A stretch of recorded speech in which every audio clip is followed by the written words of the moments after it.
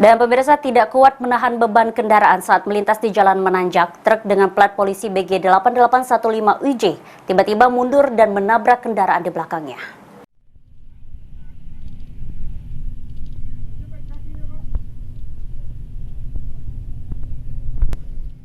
Warga dan petugas kepolisian bersama-sama melakukan evakuasi terhadap sopir dam truk yang terjepit di dalam kendaraannya akibat alami kecelakaan di pinggir jalan lintas Sumatera Kota Baru, Oku Timur.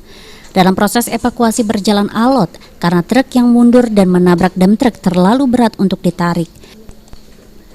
Kecelakaan ini terjadi ketika truk dengan plat polisi BG 8815 UJ melaju dari arah Martapura, Oku Timur menuju Lampung. Saat ini ruas jalan lintas Sumatera Kota Baru. Namun karena membawa beban yang berat, truk mundur saat melintas di tanjakan dan menabrak satu dam truk di belakangnya. Tadi ini yuk, bus ini kan naik terus mundur ya. Oh, tidak naik Pak ya? Nah di belakang ini tadi kan mobil truk ini tadi langsung yo beruntun lah gitu. Setelah dievakuasi, sopir dam truk langsung dilarikan ke rumah sakit untuk mendapatkan pertolongan. Sementara itu, kejadian ini sendiri sempat mengganggu arus lalu lintas dan menyebabkan kemacetan. Aji, PAL TV.